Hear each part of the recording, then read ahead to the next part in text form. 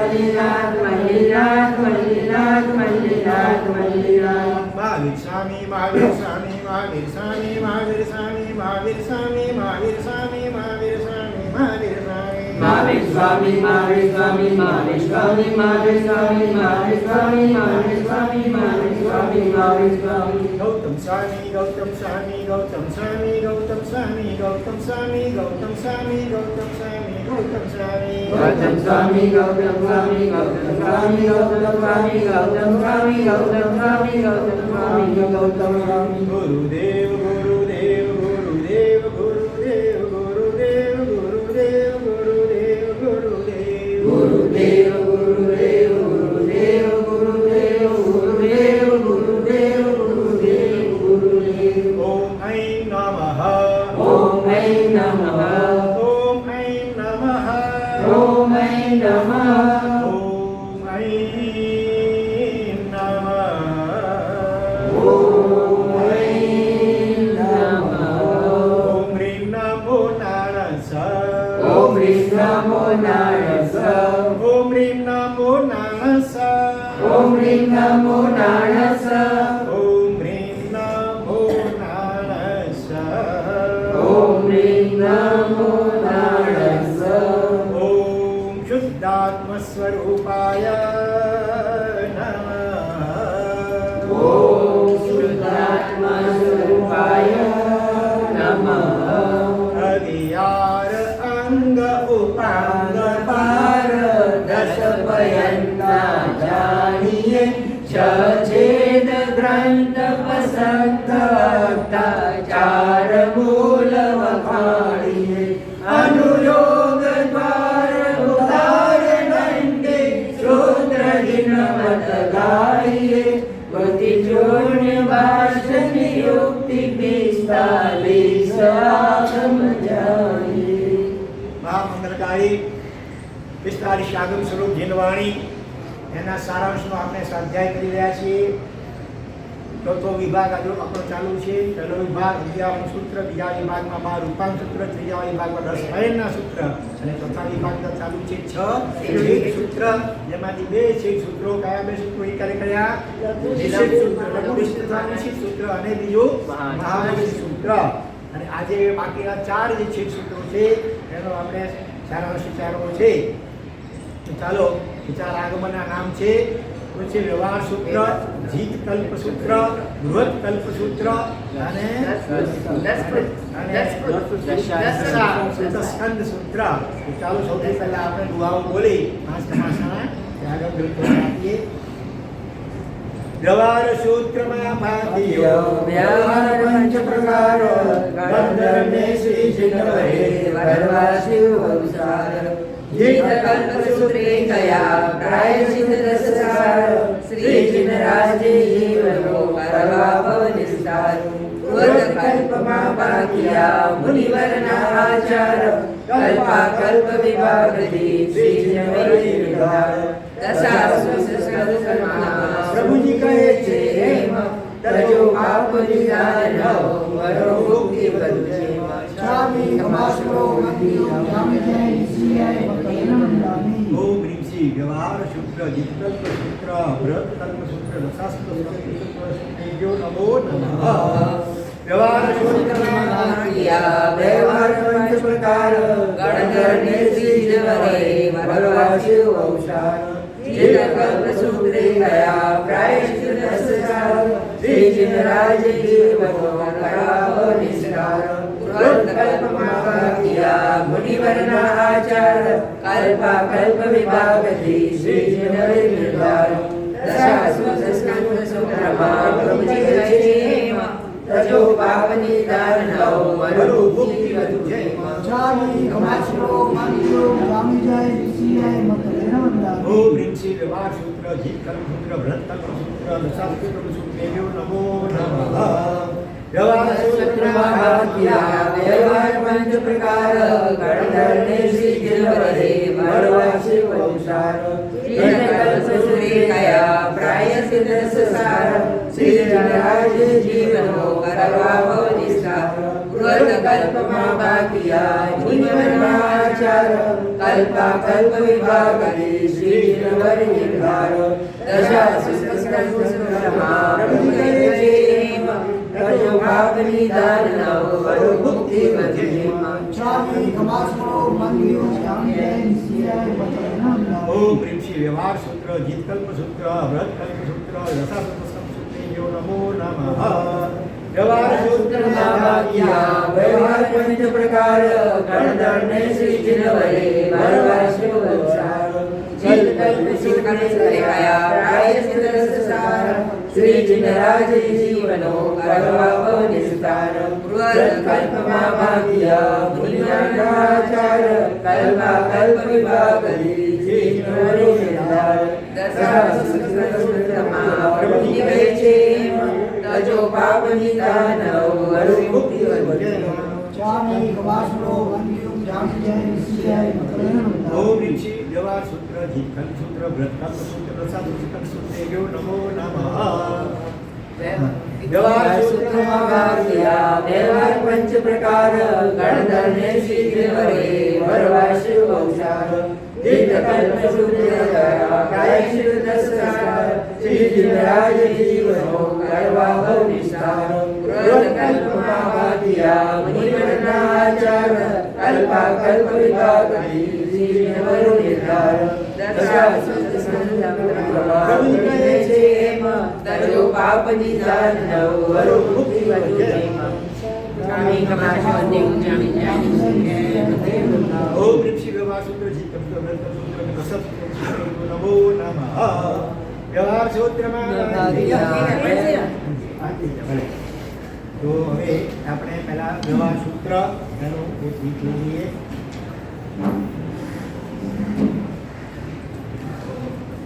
આગમ ગ્રંથ ને નમીએ નેયતે આ રીતે આગમ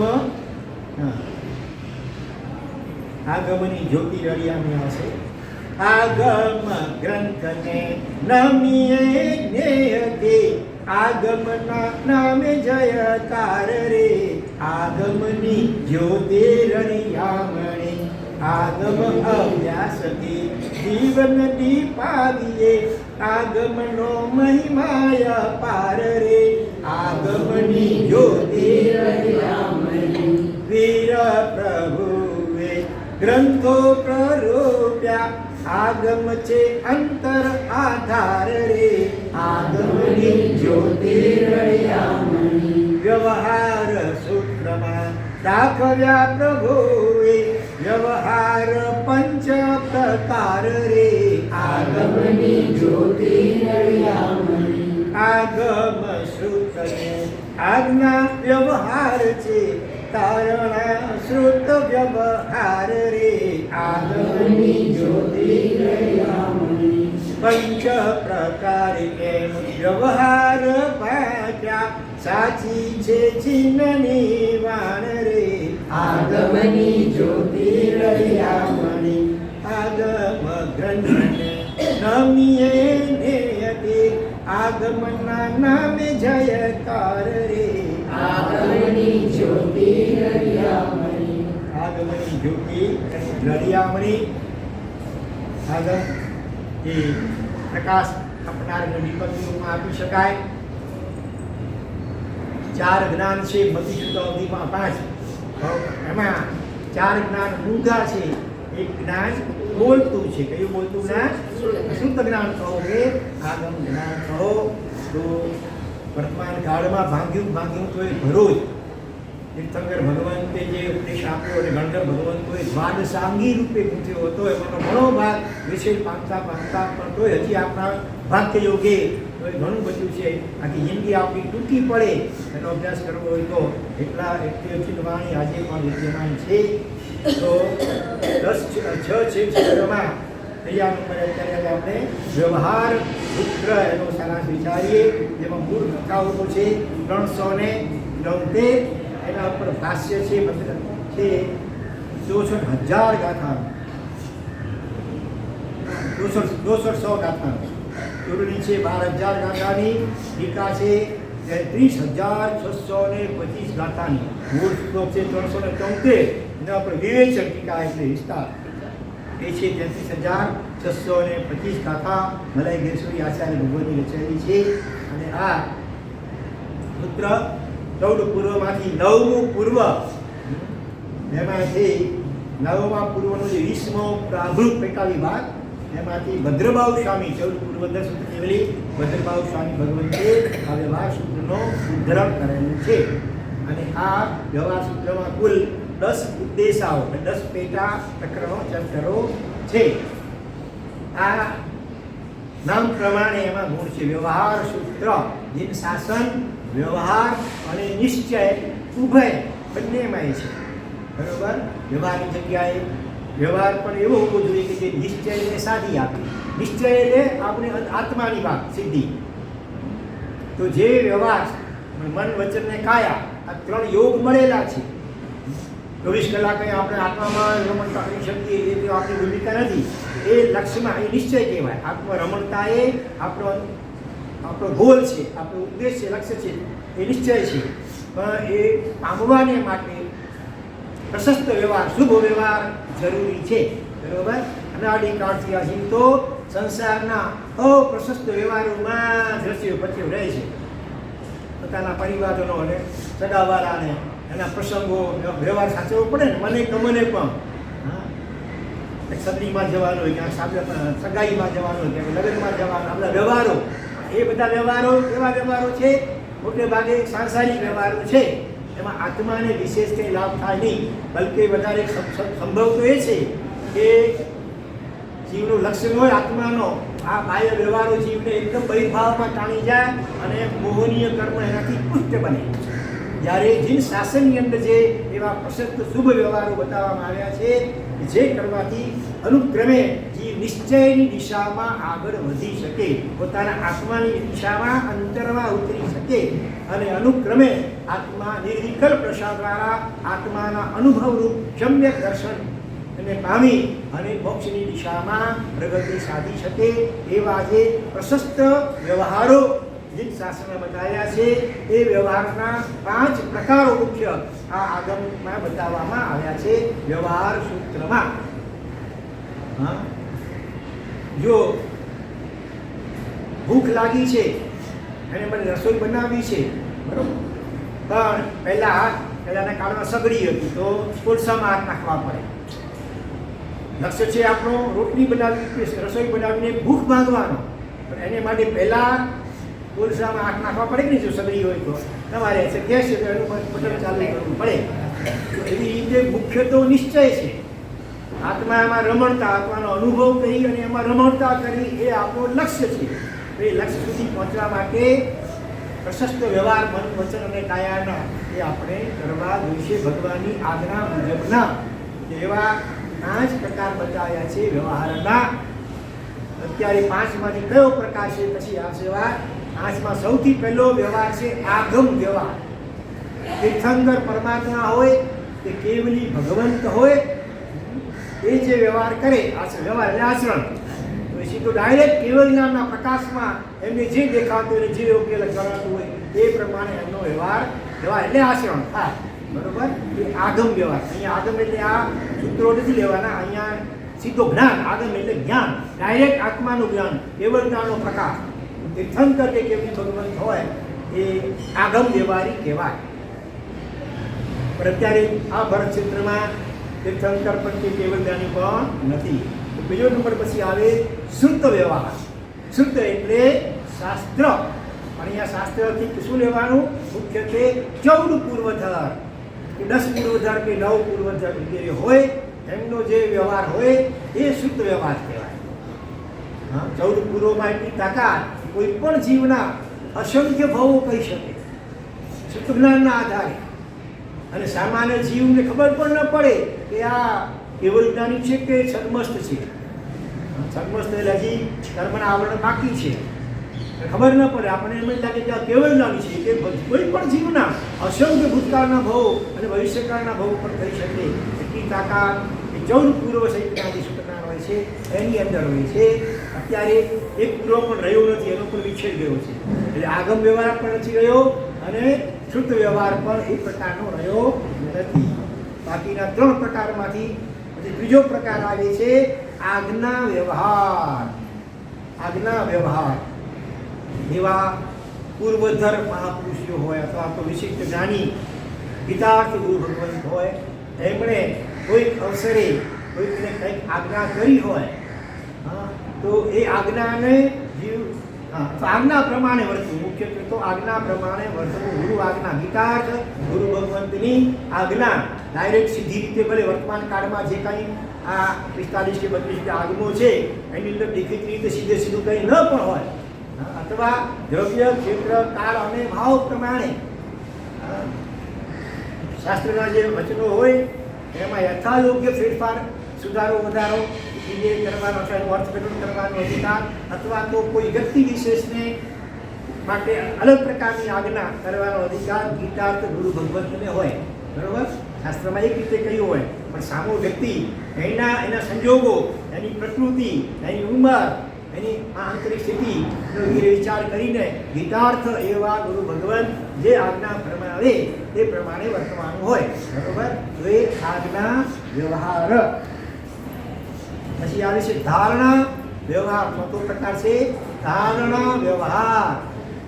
એટલે કે ગીતાર્થ ગુરુ ભગવંતે કોઈ વ્યક્તિને અમુક કંઈ ભૂલ થઈ હતી એની માટે અમુક પ્રાયશ્ચિત આપ્યું હતું, ઉપવાસ કે આંબી કે એકાગ્રતા જે કંઈ હોય તે, તો એ શિષ્ય સાંભળ્યું હોય અને પછી કેટલાક સમય પછી એવું બને કે ગુરુ મહારાજ કાળધર્મ પામી ગયા છે અને હવે કોઈ વ્યક્તિ પ્રાયશ્ચિત માંગવા આવ્યો છે, તો પહેલા ગુરુ મહારાજે જે આ ભૂલ બદલ જે પ્રાયશ્ચિત આપ્યું હતું એને ધારી રાખ્યું, એટલે કે યાદ રાખ્યું હોય અને એ પ્રમાણે પછી પોતે એ પ્રાયશ્ચિત વગેરે આપે કે બીજું કોઈ માર્ગદર્શન આપવાનું હોય તો એ માર્ગદર્શન આપે. એને ધારણા વ્યવહાર કહેવામાં આવે છે. બરોબર, પહેલો વ્યવહાર કેવો હતો? સૌથી આગમ વ્યવહાર, બીજો શુદ્ધ વ્યવહાર, ત્રીજો આજ્ઞા વ્યવહાર, ચોથો ધારણા વ્યવહાર અને હવે પાંચમો આવે છે જીત વ્યવહાર. જીતનો અર્થ અહીંયા છે પરંપરા. બરાબર, સાત્વિક પરંપરા. ગીતા પૂર્વના મહાપુરુષોની જે પરંપરા વર્તમાનમાં ચાલી આવેલી હોય એ પ્રમાણે એને અનુસરવું. જ્યારે શાસ્ત્રો આપણી પાસે બહુ લિમિટેડ રહ્યા છે, બરાબર, પૂર્વો વિગતો વિચ્છેદ પામ્યા છે, તો પૂર્વના મહાપુરુષો બધા એકદમ ભવભીરું અને પાપભીરું હતા. સહેજ પણ પોતાની શાસ્ત્ર વિરુદ્ધ કંઈ બોલાઈ ન જાય, પ્રવૃત્તિપણા ન થઈ જાય એને માટે ખૂબ સજાગ અને જાગૃત રહેતા હતા. પોતાને કોઈ વિષયમાં ઓછું સમજણ હોય તો કહી દે નિખાલસતાથી કે ભાઈ આ વિષયમાં અમારી સમજણ આ પ્રમાણે છે, છતાં તો તત્વમ તું કેવલી ગમ્ય, કેવલી ભગવંતે જે કહ્યું હોય બાકી હોય એ સત્ય. અમે કહીએ છીએ એ જ સત્ય છે એવું નથી, અમને એવું લાગે છે આ વિષયમાં કે આ પ્રમાણે હોવું જોઈએ, છતાં અમારો કોઈ આગ્રહ નથી. એવા ભવભીરું અને પાપભીરું એ પૂર્વના મહાત્માઓ હતા. તો એમની જે પરંપરા ચાલી આવી હોય જે વર્તમાન કાળમાં ગ્રંથોમાં, સૂત્રોમાં, શાસ્ત્રોમાં ત્યાં કદાચ જોવા ન પણ મળતી હોય, પણ સારી પ્રશસ્ત પરંપરા હોય તો એ પ્રમાણે વર્તવું. પછી એને માટે આદરણી રાખવાનો કે ભાઈ બતાવો પેલા આગમ સૂત્રમાં ક્યાં છે, ભાઈ સૂત્રો અત્યારે બહુ લિમિટેડ રહ્યા છે. બરોબર, તો જે શુભ પરંપરા ગુરુ પરંપરાથી આપણને આ મળ્યું હોય એને વફાદાર રહેવું, એને અનુસરવું. હા, એ પરંપરાનો બીજા ગીતાર્થ મહાપુરુષોએ વિરોધ કે નિષેધ કરેલો ન હોય. બરોબર, બીજા વિશિષ્ટ મહાપુરુષોએ એનો વિરોધ કરેલો હોય, નિષેધ કરેલો હોય તો પછી એકાંતે કંઈ નક્કી ન કહી શકાય કે એને અનુસરવું જ. પણ જો મધ્યસ્થ મહાપુરુષો હોય જેને પ્રબળ રાગ દ્વેષ ન હોય, જેના રાગ દ્વેષ એકદમ મંદ હોય અને ભવભીરું અને પાપભીરું એવા જે બીજા સમુદાય કે બીજા ગચ્છના મહાપુરુષો હોય એમણે વિરોધ કે નિષેધ ન કર્યો હોય તો એવી જે શુભ પરંપરા ચાલી આવી હોય ગુરુ પરંપરાથી એને અનુસરવું, એને કહેવાય છે જીત વ્યવહાર. અને વર્તમાનમાં શાસન મુખ્યત્વે આ જીત વ્યવહારથી વધારે ચાલે છે. બરોબર, આજ્ઞા પર પ્રમાણ તો છે જ, આજ્ઞા પ્રમાણ પણ તે વધારે રીત પરંપરાથી ચાલે છે. તો આવા 5 પ્રકારના વ્યવહારો આ વ્યવહાર સૂત્ર નામના આગમના એક વિસ્તારથી બતાવેલા છે. આ આગમની અંદર 10 ઉદ્દેશાઓ, 10 પ્રકરણો, 10 ચેપ્ટર છે, બરોબર. જેમાં પહેલા ઉદ્દેશાની અંદર આલોચના એટલે પ્રાયશ્ચિત આપનાર કે આચાર્ય વગેરે તે આ કોની પાસે લેવાની. પેલા પોતાના ગઈકાલે પણ કહ્યું હતું, પોતાના ગચ્છના ગચ્છાધિપતિ આચાર્ય હોય અથવા ઉપાધ્યાય હોય, એ ન હોય તો પછી પંચાસ કે પણ હોય, એ પણ હોય તો પછી અન્ય ગચ્છના એવા આચાર્ય ભગવંતાની હોય, હા, એ પણ ન હોય અથવા બહુ દૂર હોય, આપણે 25 એમ ન હોય એવા ધીર ગંભીર જે દીક્ષાપ્રિયાય ઘણા વર્ષોનો હોય એવા પ્રવર્તની મહત્રા કે એવી પત્ની પામેલા, અને તેમણે ખૂબ સ્વાધ્યાય વગેરે કરેલો હોય એવા કોઈ શાંત ઠરેલા ધીર ગંભીર વૈરાગ્યવન એવા કંઈક સાધુજી ભગવાન હોય તો પછી એમની પાસે પ્રક્રમ છે. પહેલાં ઉપરનો એ ન હોય તો પછી નીચેનો ક્રમની વાત છે, એ પણ ક્યારેક ન હોય તો જેમણે શરૂઆતમાં દીક્ષા લીધી હતી પણ તબિયત વગેરેના કારણે દીક્ષા એમને છોડવી પડી હોય, પણ જે શાસ્ત્રના એના ખૂબ અભ્યાસી હોય એવા શાળો પાસે પણ લઈ શકાય. એ પણ ન હોય તો પછી બીજા કોઈ સમભાવી ગૃહસ્થ સારા હોય એમની પાસે, અને એ પણ યોગ ન હોય અને એકદમ હવે અંતિમ સમય નજીક આવી ગયો છે, હવે કરવું છું, આજુબાજુમાં કોઈ સાધુ સાધી ભગવત વગેરે કહેવા છે નહીં, અને એ વખતે ભાવ જાગો પશ્ચાતાપ ખૂબ થયો છે કે જિંદગીમાં ઘણા પાપ થઈ ગયા છે અને આલોચના લઈ શક્યો નથી. એ વખતે છેલ્લામાં છેલ્લો ઉપાય બતાવ્યો કે જીન મંદિરમાં ભગવાનની સમક્ષ પણ સાચા હૃદયથી પશ્ચાતાપના ભાવ સાથે રડતા રહીએ કે રડતી નાખે, એ પોતાના પાપોનો ઇકરાર કરે. તે પણ શક્ય ન હોય ત્યારે કે આપણે પ્રશ્ન અવિહારમાં હોઈએ, આજુબાજુમાં ઉદેરાશે પણ નથી, અથવા એવી કોઈ પરિસ્થિતિ આવી તો છેવટે ઈશાન ખૂણો ભગવાન શ્રીમંદર સ્વામી ઈશાન ખૂણામાં વિચરે છે ને, એ રીતે ભગવાન શ્રીમંદર લક્ષ્મણ રાખી કરીને નિખાલ પશ્ચાતાપના ભાવ સાથે એ ભગવાન પોતાના પાપોનો હિમ ઇકરાર કરી કબૂલાત કરી આ ક્રમ બતાવ્યો. પણ પછી એમ નહીં કે આપણે ભગવાને જઈએ છીએ તો એમ ન ચાલે. જ્યાં સુધી ગચ્છાધિપતિ કે આચાર્ય વગેરે વિદ્યમાન આગળ આચાર્ય હોય ત્યાં સુધી એમની પાસે જ લેવાનું, નહીં તો જીવને સંકોચ થતો હોય એટલે પછી આપણે ભગવાને કહી દઈશું એમને, એ ન ચાલે. બાજુ આ ક્રમ બતાવ્યો છે. આ પહેલા ઉદ્દેશાની અંદર. બીજા ઉદ્દેશાની અંદર ત્યારે કેવું બને આચાર્ય ભગવત ગચ્છનાએ બને ઓચિંતા કાલદળો પામી ગયા, અને હવે પછી કોને ગચ્છની જવાબદારી સોંપવાની એવી બે બાબતો બધી ત્રીજા ઉદ્દેશામાં છે. ત્રીજા ઉદ્દેશામાં આચાર્યની જવાબદારી શું હોય, ગચ્છનાએ ગચ્છાધિપતિ કે આચાર્ય વગેરે ઉપાધ્યાય હોય, પ્રવર્તક હોય, ગણી હોય, સ્થળી હોય, એ બધાની શું શું જવાબદારીઓ એનું વર્ણન ત્રીજા ઉદ્દેશામાં છે.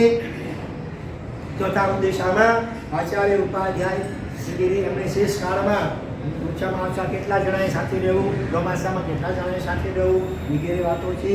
પાંચમા ઉદ્દેશામાં સાધ્વીજીઓમાં જે પ્રવૃત્તિની જેમ કે અત્યારે વસંત પ્રવાસીમાં છે પ્રવૃત્તિની મહત્તા વગેરે, તો એમને પણ શેષ કાળમાં ઓછામાં ઓછા કેટલા સાધ્વીજીઓ સાથે રહેવું જોઈએ, અને ચોમાસામાં ઓછામાં ઓછા કેટલા સાધ્વીજીઓ સાથે રહેવું જોઈએ વગેરે બાબતો પાંચમા ઉદ્દેશામાં છે.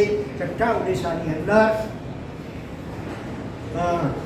ત્યારે કોઈ સાધુ કે સાધ્વીજીને પોતાના સંસાર પક્ષે જે સંબંધી હોય માતા પિતા વગેરે એમને પ્રતિરોધ પમાડવા માટે કે દર્શન અથવા એ વયોવૃદ્ધ છે, બીમાર છે અને માંગી સંભળાવવા જવું છે, બરોબર, દર્શન આપવા જવું છે, તો પણ જે વડીલ હોય આચાર્ય અથવા સાધુજીઓમાં જે પ્રવૃત્તિ વગેરે એની આજ્ઞા લઈને જવું, ઘટે પોતાની ઘેરે પોતાની ઈચ્છાથી નહીં વગેરે વાતો છઠ્ઠા ઉદ્દેશામાં કહી છે.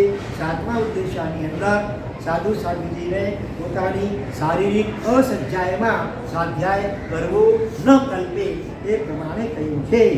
તો શારીરિક અસજ્જાય દાખલા તરીકે અંતરાયમાં હોય તો અંતરાયમાં શાસ્ત્રોને અડાય, પુસ્તક સામાન્ય પુસ્તકને પણ ન અડાય, વ્યવહારિક સ્કૂલ કોલેજના પુસ્તકને, ધાર્મિક સૂત્રોનો આગો વગેરે તો બિલકુલ ન અડાય, મોટી આશા પણ થાય એ વગેરે વાતો સાતમા ઉદ્દેશામાં છે.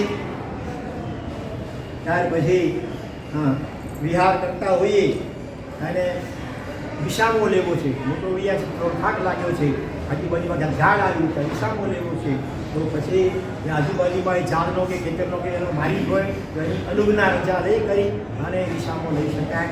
અને જો કોઈ ન હોય તો છેવટે કોઈ મુસાફર ત્યાંથી પસાર થતો હોય એમને પણ કહેવાનું ભાઈ અમારે થોડો વિસામો લેવો છે અહીંયા વિસામો લઈએ ને એ રીતે પણ અનુજ્ઞા લઈને.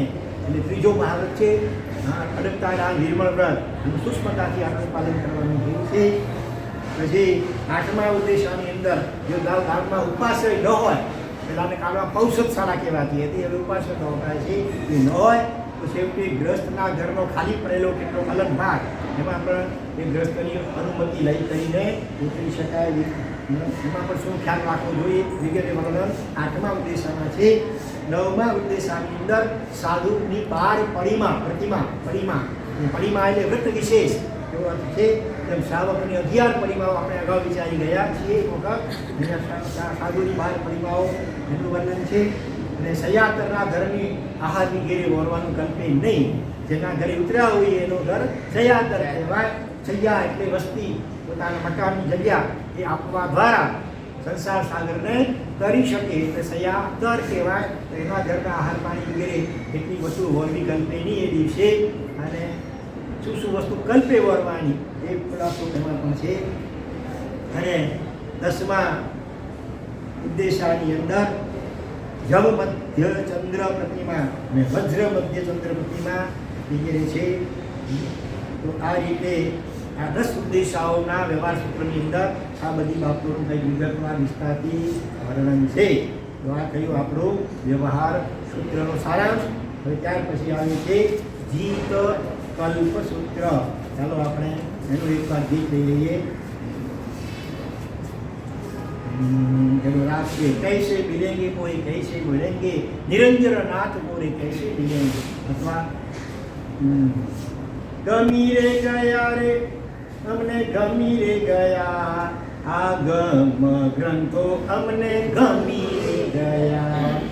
ડળી રે પડ્યા રે અમે ડળી રે પડ્યા આગમના ચરણે અમે ડળી રે પડ્યા. દુનિયામાં ઠેર ઠેર ભટકીને થાક્યા આસરાની આશાએ દસે દિશે આચર્યા. તોયના અંતર ઉજળા થયા રે આગમના ચરણે અને ડળી રે પડ્યા. વાલા થવાને અમે વૈરીને વળગ્યા હીરા માનીને અમે પથરાને પૂજ્યા. અંતે તો સહુ અમને છેતરી ગયા રે આગમના શરણે અમે ડળી રે પડ્યા રે. હવે એક શરણું છે તમારું જ સાચું જગનું બીજું બધું લાગે છે કાચું. મનમાં આ વાત અમે કાશીને આવ્યા આગમના ચરણે અમે ડળી રે પડ્યા. જીત કલ્પ સૂત્ર આગમ જણાવે પ્રાયશ્ચિત્રી ગંગા ભરપૂર વહાવે. 32 સ્થાન પ્રાયશ્ચિત ના ગયા રે આગમના ચરણે અમે ડળી રે પડ્યા.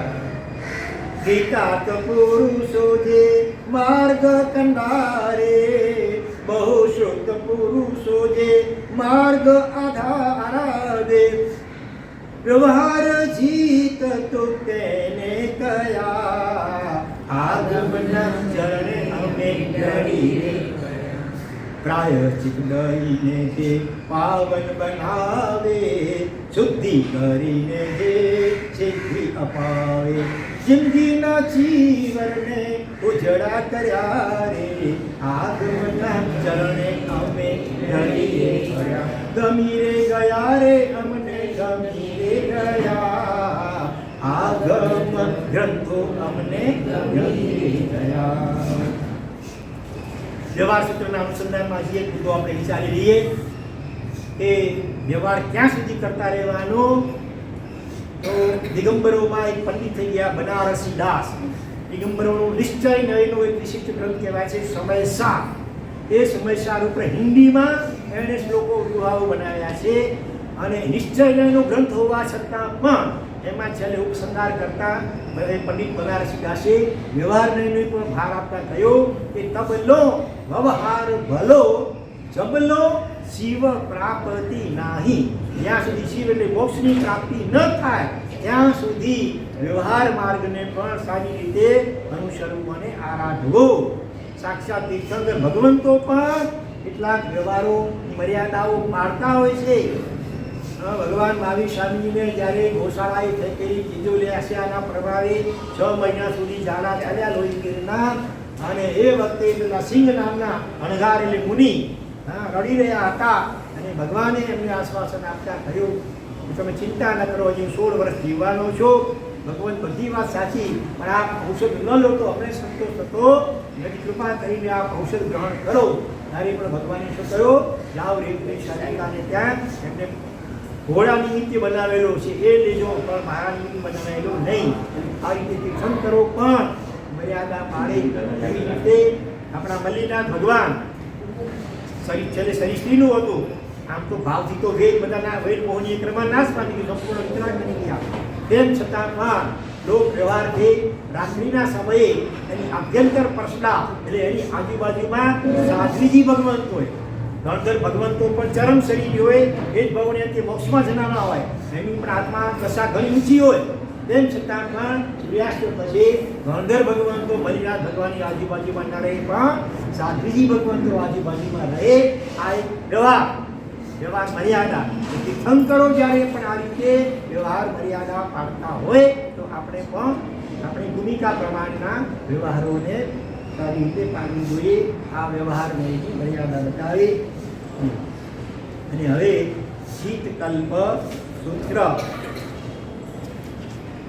એની અંદર એ સૂત્ર જીનભદ્ર ગણિત સમાસમણે એના ઉપર મૂળ કથાઓ છે 103 ફક્ત.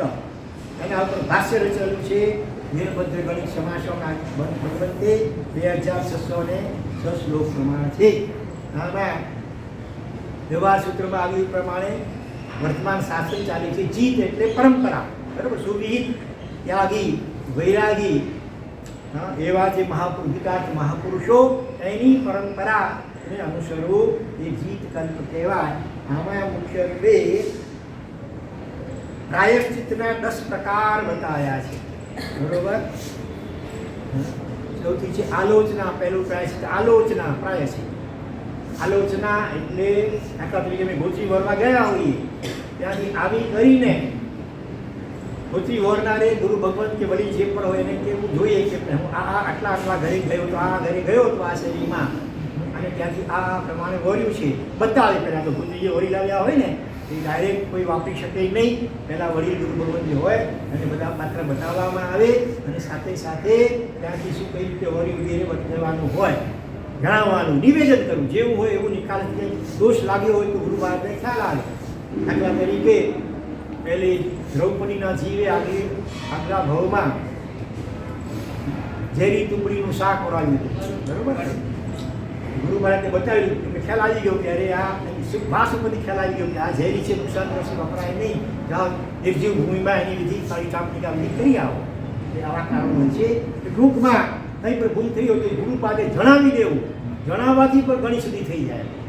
બધી જરૂરી નથી કે બધી બાબતોમાં પછી તપ વગેરે પ્રાયશ્ચિત કરવું પડે. તમે નિખાલસતાથી નિવેદન કરી દીધું તો પણ એ પ્રાયશ્ચિત એટલું થઈ ગયું કહેવાય. પછી બીજું છે પ્રતિક્રમણ. પ્રાયશ્ચિત તો બીજો પ્રકાર છે પ્રતિક્રમણ. અમુક પ્રકારની ભૂલ થઈ હોય તો આપણે સવાર સાંજ 2 ટાઈમ પ્રતિક્રમણ. પ્રતિક્રમણ એટલે પાકથી પાછા હટવાની પ્રક્રિયા. તો આ પણ એક પ્રકારનો પ્રાયશ્ચિતનો એક પ્રકાર છે. પછી છે બીજો તદ ઉભય, બંને, એટલે જણાવવાનું પણ અને સાથે પ્રતિક્રમણ પણ કરવાનું. ચોથો છે વિવેક. અહીંયા વિવેક એટલે પૃથક્કરણ. ક્યારેક એવું હોય ગોત્રીમાં ભૂલથી ઓછી જગ્યાએ સચી તોરાવી દીધું, બીજ વગેરે પડી આવે એવા ભૂલથી તોરાવી દીધા, તો એનો યોગ્ય રીતે વિવેક એટલે ત્યાગ અને વિધિપૂર્વક ત્યાગ કરવો એ વિવેક પ્રાયશ્ચિત કહેવાય. પછી આવે છે કાયોત્સર્ગ પ્રાયશ્ચિત. અવસર જેને આપણે કહીએ છીએ, રાતના કુસ્વપ્ન કે દુસ્વપ્ન આવ્યા હોય રાગ કે દ્વેષ નિમિત્તના કે પુરુષોત્તમ વિષોત્તમ આવ્યા હોય તો એનાથી બંધાયેલા કર્મો એને દૂર કરવા માટે 4 લોગસ વિગેરના કૌશલ કરવામાં આવે છે. એ પ્રાયોસ્તર્ગ એ પણ આ પાપથી મુક્ત થવાનો એક પ્રકાર છે. પછી છઠ્ઠો છે તપ. પછી ઉપવાસ કે આંબીલ કે છઠ કે અઠમ વગેરે જે કાંઈ વિકાસના વગેરે જે ગુરુ મહારાજ પ્રાયશ્ચિત આપે તપ, એ તપરૂપ તપના એક પ્રકાર છે. અત્યારે મોટે ભાગે વધારે આ તપ પ્રકાર ચાલે છે પ્રાયશ્ચિતમાં આપવાનું, પણ સાથે સાથે ઔષધ વગેરે પણ અપાતા હોય છે. ઔષધ અથવા જાપ વગેરે પણ આપી શકાય. પછી આવે છે છેદ પ્રાયશ્ચિત. ખાસ કરીને સાધુ કે સાધી અને ગંભીર ભૂલ કરી હોય, મોટી ભૂલ કરી હોય તો કોઈક વાર એના દીક્ષા પર એનો થોડો છેદ કરવામાં આવે કે ભાઈ 10 વર્ષનો દીક્ષા પર્યાય થયો હોય એના 1 વર્ષ કે 2 વર્ષ 6 મહિના કંઈ પણ ઓછા કરી નાખવાના, એટલે થોડાક નાના બની જાય. અને એ દરમિયાનમાં જેમણે દીક્ષા લીધી હોય એ હવે મોટા થઈ ગયા કહેવાય, બરોબર. એટલે અત્યાર સુધી પોતાને જે વંદન કરતા હતા હવે પોતાએ એમને વંદન કરવાનું રહે. એટલે એ રીતે પણ આ છેદ પ્રાયશ્ચિત છે. પછી છે મૂળ પ્રાયશ્ચિત. સંપૂર્ણ દીક્ષા પર્યાય મૂળથી છેદ કરી નાખવામાં આવે. 5 વર્ષનો દીક્ષા પર્યાય થયો હોય અને કોઈ ગંભીર ભૂલ કરી હોય તો હવે વળી એકડેથી ગણવાનું. દીક્ષા પર્યાય 5 વર્ષનો કેન્સર એવું એકડેથી. અને 9મું છે અનવસ્થાપ્ય.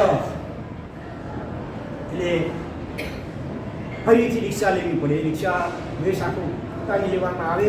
બનવા જેવું છે 1 વર્ષ 2 વર્ષ 3 વર્ષ પછી વળી યોગ્ય લાગે ગુરુ ભગવતને તો પછી બીજી વાર દીક્ષા કદાચ આપી શકે. અને 10મું છેલ્લું પ્રાયશ્ચિત છે પારાંચિત પ્રાયશ્ચિત. એનો તો વર્તમાન કાળમાં વિચ્છેદ છે. પારાંચિત એટલે જેમ કે તમને યાદ છે કોને આપવામાં આવ્યું હતું પારાંચિત પ્રાયશ્ચિત?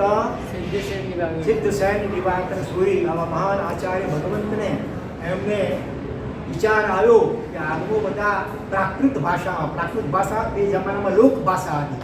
આજે આપણે જે ગુજરાતી, કચ્છી કે હિન્દી કે મરાઠી કે લોક ભાષા બોલતા હોઈએ તે રીતે તે કાળમાં વધારે ચલણ પ્રાકૃત કે અર્ધવાદિક ભાષાનું હતું લોક ભાષામાં. એટલે આગમો આ લોક ભાષા પ્રાકૃત ભાષામાં રચાયા છે. પણ શિક્ષણ વિભાગ સુધી ભગવંતને વિચાર આવ્યો કે બ્રાહ્મણો વગેરે ગ્રંથો બધા સંસ્કૃત ભાષામાં છે, વિદ્વાનોની ભાષા સંસ્કૃત ભાષા કહેવાય અને આ તો લોક ભાષા કહેવાય. જો આ બધા આગમોને સંસ્કૃતમાં ટ્રાન્સલેશન કરી નાખવામાં આવે તો વિદ્વાનોમાં એટલો વધારે અસર પડે એમ.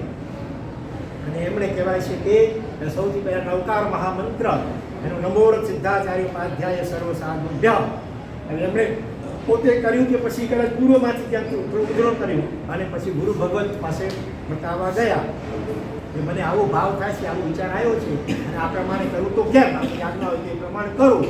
ગુરુ મહારાજ ગંભીર થઈ ગયા અને એમને ઠપકો આપ્યો કે તમે આ પ્રમાણે વિચારી કરીને તું ઘણઘર ભગવંતોની આસાધના કરી છે. તું ઘણઘર ભગવંતોને સંસ્કૃત ભાષા ભણતી આવડતી કાંઈ આવડતી હતી છતાં પણ એમણે કારણ હશે, કારણ મુખ્યત્વે આ કે વધુને વધુ લોકોએ આગમોને સમજી એ પ્રમાણે આચરણ કરી અને પોતાનું આત્મકલ્યાણ સાધી શકે એટલા માટે એમને એ પ્રાકૃત કે અર્ધમાગી ભાષામાં લખેલ છે. તમે આ પ્રમાણે વિચાર્યું પણ ખાલી તે પણ અને થોડી શરૂઆત કરી ભલ્યા નૌકાની જગ્યાએ નમો સિદ્ધાચાર્ય ઉપાધ્યાય સર્વસાધ્ય. એટલા માટે અચલ ગચ્છમાં અમે વિધિ વિધાનો હોય ત્યારે પૂજન હોય ત્યારે નમોરથ ધરાવતાથી આખું નૌકાર બોલીએ છીએ. તો એ પ્રારાંચિત મોટી વ્યક્તિ ભૂલ કરે આપણે નાનું લાગે અને માનસિક વિચાર આવ્યો અને ખાલી આટલું કર્યું ને ગુરુ મારી બતાવ તો ગયા છે પાછો એ કંઈ બધા આગમોને ભેગી નથી નાખ્યા. વિચાર આવ્યો ખાલી મોટી વ્યક્તિ હોય એને મોટી પ્રાયશ્ચિત આવે. એટલે ગુરુ મહારાજે એમને પારાંચિત પ્રાયશ્ચિતની વાત કરી અને કેવાય મહાન આચાર્ય ભગવાન સામાન્ય આચાર્ય ભગવાન હતા ધુરંધર કલ્યાણ મંદિર સ્તોત્રની રચના કરી છે. સંબંધિત તર્ક પ્રકરણ અગ્રમનો ગ્રંથ છે એની રચના કરી છે. આવા એ મહાન આચાર્ય ભગવાન છતાં પણ એમણે પોતાની બચાવ માટે એવી દલીલ ન કરી ભૂલ થઈ ગઈ તો મિચ્છા મીઠો ભલે હું હવે નહીં કરું ભાઈ આગમનું ટ્રાન્સલેશન સંસ્કૃત વગેરેમાં નહીં કરું.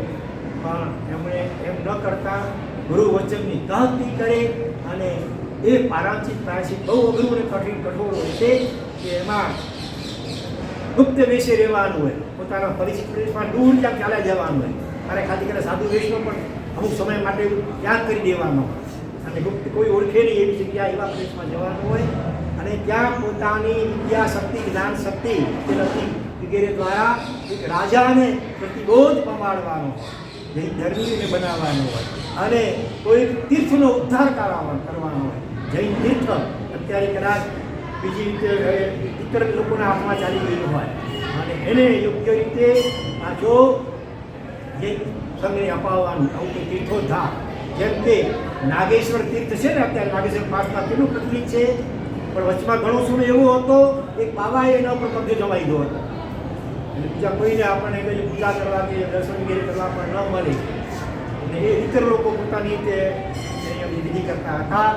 પણ શાસન શુભટ કહેવાતા હતા ઉપાધ્યાય ભગવાન ધર્મ સાગરજી મહારાજ, પન્યાસ પ્રવર્ષી અભય સાગરજી મહારાજના પિતા ગુરુ અભય સાગરજી મહારાજ એટલે જેમણે પાલિતાણામાં તળેટી પાસે જંબુદીપની આખી રચના જે કરી છે ને, એ બહુ જબરા વિદ્વાન હતા, જેમણે દેવતાની સહાયથી દેવલોકના દર્શન કર્યા, નરકના પણ દૂરથી દર્શન કર્યા.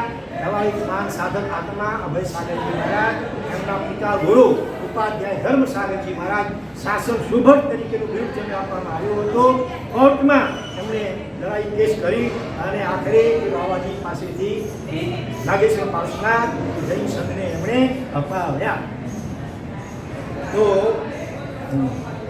હા, તો એ રીતે કોઈ આવું તીર્થ હોય તો ઇતર લોકોના હાથમાં ચાલી ગયું હોય અને એને યથાયોગ્ય રીતે પોતાની શક્તિથી પાછું જૈન શાસનને અપાવે છે. આટલું કરે ત્યાર પછી એમને પાછો સાધુ વેશ વગેરે પ્રાપ્ત થાય. આવું અત્યારે વિછેદ છે, આ પરાધિકાર કોઈને અપાતો નથી. હા, એ વખતે એ આચાર્ય ભગવત શિક્ષકની વાત સુણીએ આ પ્રાદેશિકનો પણ નમ્રતાથી સ્વીકાર કર્યો. વેશ છોડી કરી ગુપ્ત વેશમાં રહ્યા અને તમને ખ્યાલ છે કયા તીર્થનો ઉદ્ધાર થયો એમના હાથે? તમને ખ્યાલ છે કોઈને? બોલો. અવંતી પાર્શ્વનાથ ભગવાન. અવંતી પાર્શ્વનાથ ભગવાન એ જમીનમાં બ્રાહ્મણ લોકોએ અંદરમાં ભંડારી દીધા હતા. એની ઉપર શિવલિંગની સ્થાપના, મહાકાલ મંદિર કહેવાય, એની સ્થાપના કરી હતી અને શ્રીચંદન પૂરા સુરીને પોતાની વિશિષ્ટ જ્ઞાન શક્તિથી ખ્યાલ આવી ગયો. એ જાણી બુજીને જે શિવલિંગ તરફ પગ રાખીને સૂતા હશે, ત્યાંની પૂજારી કે બ્રાહ્મણો છંછેડાયા હશે અને એમને કંઈક મારવાની કોશિશ કરી તો બહાર જઈ કરીને ક્યાં લાગે છે? રાજાને કે રાજાની રાણીઓને કંઈક લાગે છે ખબર પડી. અહીંયા જે કરે એની અસર ક્યાં પહોંચે? એ લબ્ધિઓ હતી. એ ગભરાયા. રાજા પોતે આવે છે, માફી માગે છે અને પછી કહેવાય છે કે કયા સ્તોત્રની રચના કરી?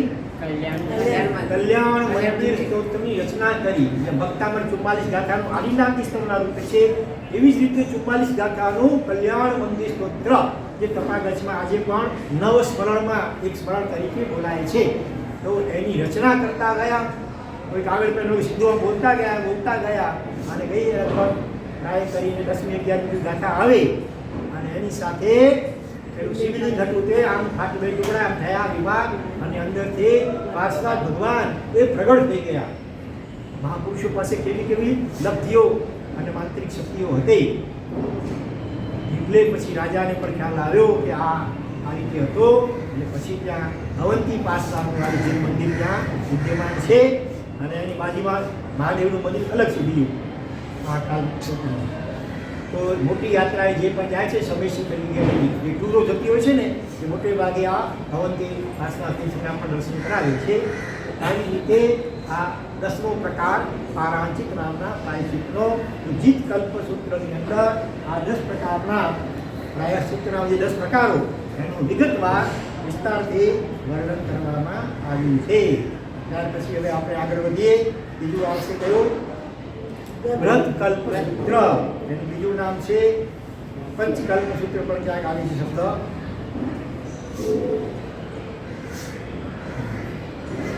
એનું આપણે ગીત લઈએ. એનું રાગ છે સિદ્ધાચલ શિખરે દીવો રે આદિ સરદેવો જીન શાસન ભોગે શોભે રે આગમ સૂત્રનો દીવો રે એના તેજે અંધારા ભાગે રે આગમ સૂત્ર જે દીવો વ્રત કલ્પ ક્ષેત્ર સૂત્ર અને ભંડો રે આગમ સૂત્ર જે દીવો કલ્પાકલ્પ વિભાગની વાતો રે આગમ સૂત્રની મોરે ક્ષત્રપલી મંથ દૂર કીજે રે આગમ સૂત્રની મોરે મુક્તિ પંથ પથિક નો ભૂમિયો રે આગમ સૂત્રની મોરે ધન્ય ધન્ય એહ મુજને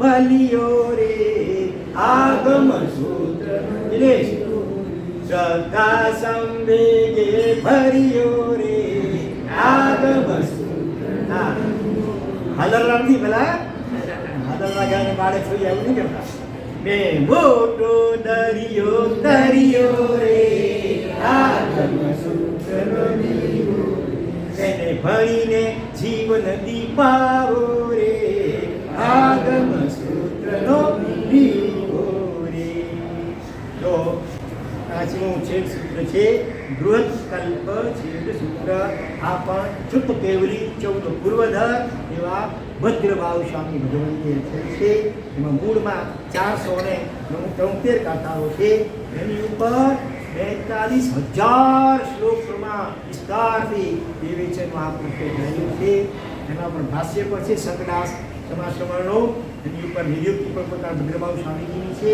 અને આ રીતે આગમ પંચાંગી 5 અંક મૂળ સૂત્ર નિયુક્તિ એટલે ટીકા ભાષ્ય નિયુક્તિ ચૂર્ણી 5 અંક આ આગમના વિદ્યમાન છે આ આગમમાં 6 ઉદ્દેશા એટલે 6 વિભાગનો 6 પ્રકરણ ચેપ્ટરનો છે આ આગમમાં મુખ્યત્વે કલ્પ એટલે આચાર કલ્પ સૂત્રમાં પણ કલ્પ શબ્દ આવે છે આનો અર્થ આચાર અહીંયા પણ બૃહદ એટલે મોટું સાધુના આચારોનો વિસ્તારથી વિગતવાર વર્ણન છે 2 પ્રકારે કલ્પ અકલ્પ શું કલ્પે શું કરવું ન કલ્પે પોઝિટિવ એન્ડ નેગેટિવ બંને પ્રકારે એનું વર્ણન છે એમાં 6 ઉદ્દેશા છે જેમાં દાખલા તરીકે પહેલા ઉદ્દેશના થોડીક વાત લઈએ તો સાધુજી ભગવંતને કેળા ઓરાવવાના હોય તો એ આખું કેળું ઓરાવવાની પણ નાના ટુકડા લઈને ઓરાવો વળી નાની ભગવંતોની કેટલી દીર્ઘ દ્રષ્ટિ આપણી પાછળ રહેલી છે મનમાં કોઈ નેગેટિવ વસ્તુ વિકલ્પ ન જાગી જાય એ માટે આ મર્યાદાઓ છે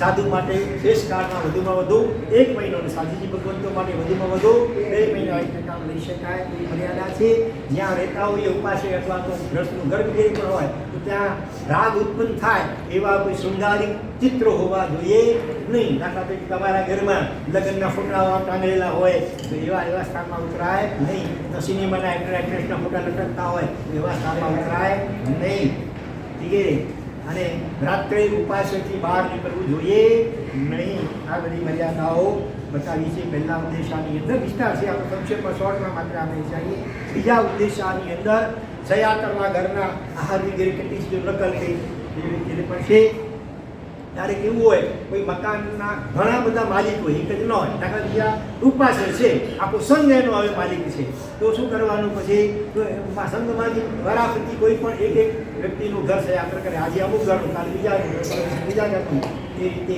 એ દિવસે એ ઘરના આહાર પાણી વગેરે કલ્પે નહીં પણ એ વ્યક્તિને પરિવારને વસ્તી આપવાનો લાભ મળે એનું પુણ્ય મળે બરાબર એ વગેરે વાતો એ સિવાય આહાર વસ્ત્ર કંબલ વગેરે ઉપકરણો કેવા કલ્પે કેવા ન કલ્પે વગેરેનું વિસ્તારથી વર્ણન આપેલું છે જો આજે મોટે ભાગે તમે લોકો સાધુ સ્વાદી નિમિત્તે બજારમાંથી લઈ કરી અને કપડાની વરાવો એ કલ્પની ન કહેવાય હકીકતમાં શ્રાવક અને શાવિકાઓએ ચારિત્રની ભાવના ભાવવા માટે પોતાના ઘરના શોકેસ વગેરેની અંદર એ ચારિત્રના તમામ ઉપકરણો વસ્ત્ર હોય પછી કામડી વગેરે હોય દંડાસનો દાંડો વગેરે ઉભો વગેરે જે હોય બધું પાત્રા વગેરે એ બધું વસાવવું જોઈએ શા માટે વરાવવા માટે તો પછી સેકન્ડરી છે મેઇન તો પોતે ચારિત્રની ભાવના ભાવવા માટે રસને પ્યારા રે સંયમ કબહી મિલે ત્યારે આવું આરંભ સમારંભમાંથી મુક્ત થઈ અને આવું પવિત્ર સાધુ વેશ સ્વીકારી સુંદર સંયમ જીવન જીવતો થાવ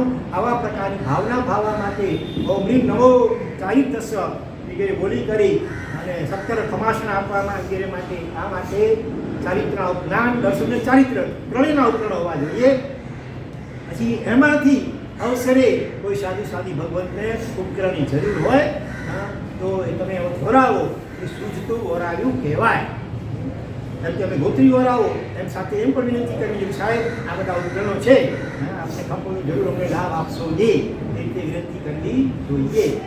બરોબર? એ રીતે તમે તમારી ચારિત્રની ભાવના ભાવવા માટે વસાવેલા હોય અને અવસરે એમાંથી વરાવો એ સૂઝતું અથવા કલ્પનીય કહેવાય, નિર્દોષ કહેવાય. અમારા માટે સ્પેશિયલ તમે બજારમાંથી ખરીદીને વરાવો તો એ અકલ્પ્ય કહેવાય, દોષ લાગે. એટલે આ વિવેક રાખવો જોઈએ. કેટલાના ઘરમાં છે ચારિત્રના ઉપકરણો? પાતળા કેટલાના ઘરમાં છે મહેશભાઈ? તે વસાવવા જોઈએ. પાતળા હોય, ઘોઘો હોય, દાંડો હોય, વગેરે હોય છે. પુરુષ બધું. અને બીજું લાભ શું થાય ખબર છે? ક્યારે ખબર ને વાસણ ભેગા હોય કકડી તો ખરા અવાજ થાય, ઘરમાં ઘરે પથાકૂટ થાય, ઝઘડા થાય, પતિ પત્ની વચ્ચે કે બીજા વચ્ચે, અને ગુસ્સાનો આવેશમાં પછી આપઘાત કરવા દોડી જાવ અને રટકી જાવ. એના કરતાં તમે સામી વ્યક્તિને અને ચીમકી આપ, ધમકી આપે તો પિયરે ચાલી જઈ કે આમ કરી તેમ કરી, એના કરતાં શું કહેવું જોઈએ? બહુ પથાકૂટ કરશો તો પછી હું રિક્ષા લઈ લઈશ. એમ કરતાં કદાચ સામી વ્યક્તિ કરી દે ઓલા ધન્નાજીની પત્નીની જેમ, સુભદ્રાની જેમ, કહેવું છે એથી સોયલું પણ કરવું છે એથી લોહીલું. અને માણસ ગુસ્સા આવેશમાં આવે તો કઈ આવું બોલી લાગે છે, કાલે તો આજે જ આવે, આજે લઈ લે. અભય કુમારે એવી રસ્તો કાઢ્યો કે નહીં? રાજાએ કહ્યું હતું કે જ્યારે હું તને કહું જા અભય મને ગોરું ન બતાવું એ દિવસે તારે રિક્ષા લેવાની છો. જણીકરા મને એમ કે આવું તો ક્યારે નહીં થાય, આ તમારો ચાગલો દીકરો કહેવાય કે કમાવો દીકરો આવો આજ્ઞા કે એને આવું કહેવાનો પ્રસંગ નહીં આવે. કોઈ એવો પણ પ્રસંગ મળી ગયો, મળી ગયો. અને અભય કુમારે એ પ્રસંગને ઝડપી લીધો અને રિક્ષા લઈ લીધી.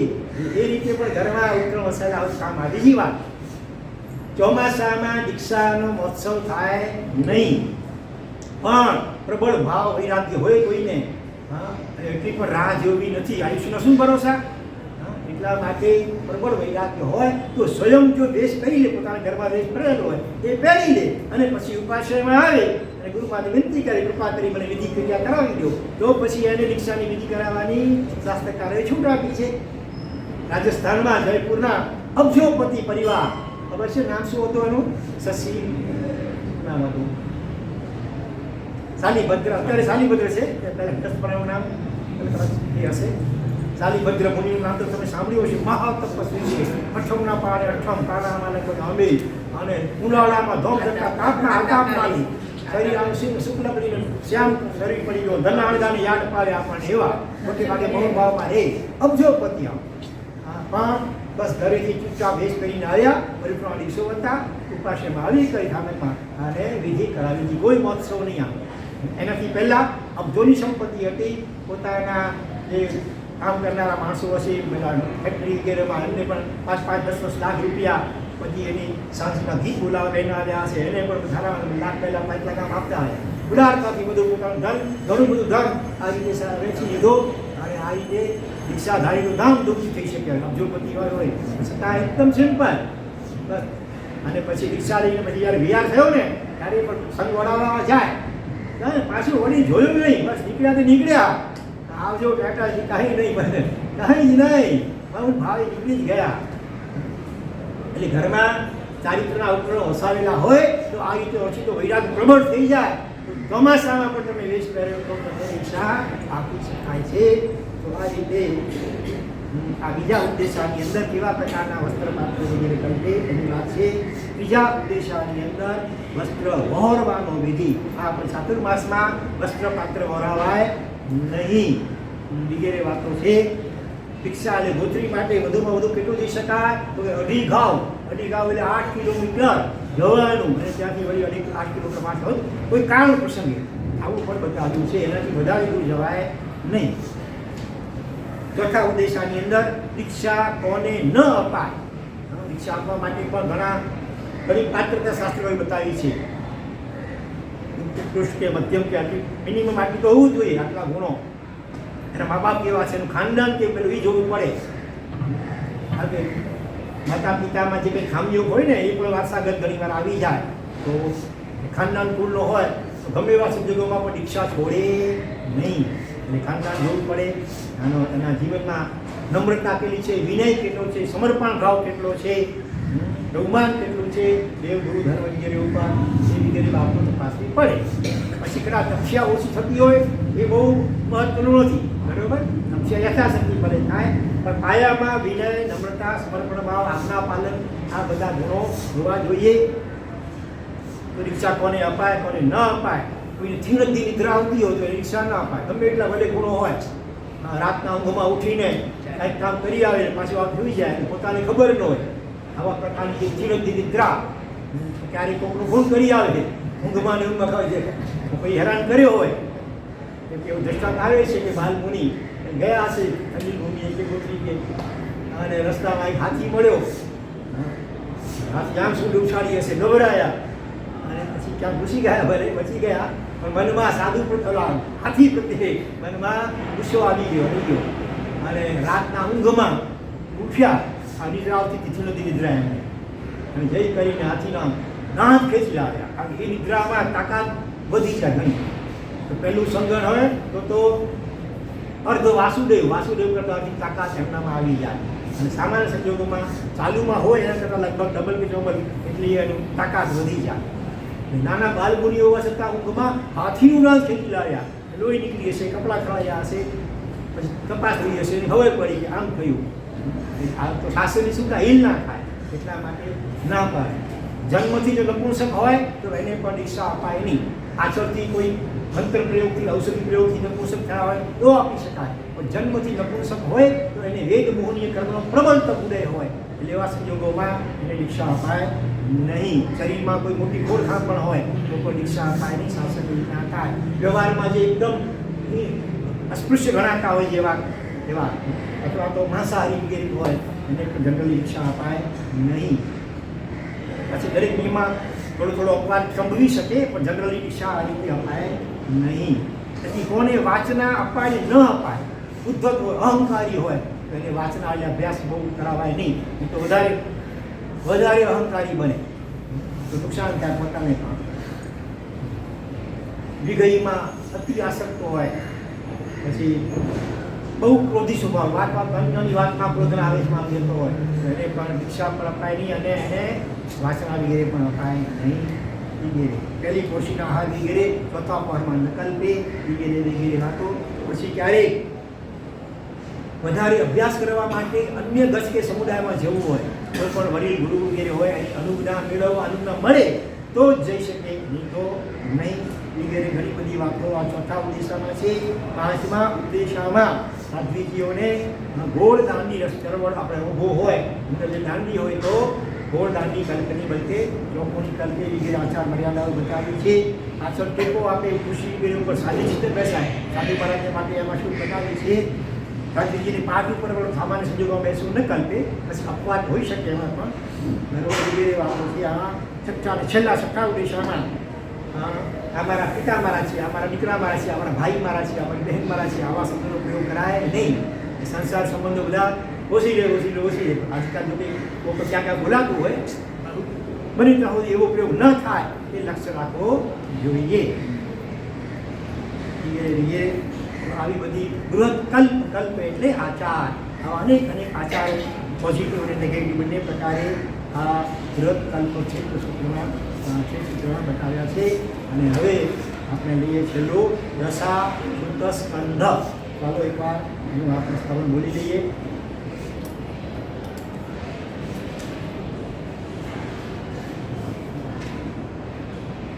હે કિરતાર મને આધાર તારો, હે જીનાગમ મને આધાર તારો, જોજે ના છોટી જાય, હરે પ્રભુ જોજે ના છોટી. હે આગમ તારા જ્ઞાનનો ખજાનો, જોતાના અંતર ધરાય, હરે પ્રભુ જોતાના અંતર ધરાય.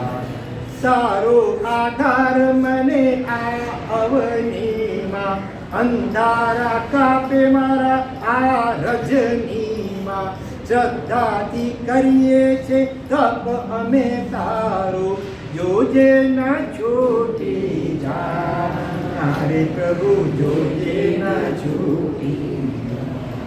દશા શુદ્ધ સ્કંદ છે આગમ રળિયામણો, કલ્પસૂત્ર શોભે છે હૈયો હરનારો, શ્રદ્ધાથી સેવજો આગમ પુરુષને, ભવો ભવના દુઃખ હરનાર. હારે પ્રભુ ભવ ભવના દુઃખ હરનાર. હૈયામાં પ્રગટી છે આસ એક ભારે, ક્યારે ભણીશ હો આગમ સુખકારે, આશા મારી પૂરજો દેવાદી દેવા, વિનવું છું વારંવાર. હારે પ્રભુ વિનવું છું વારંવાર. હે જેના ગમ મને આધાર તારો, જો જેના છોડી જાય. હારે પ્રભુ જો જેના છોડી જાય.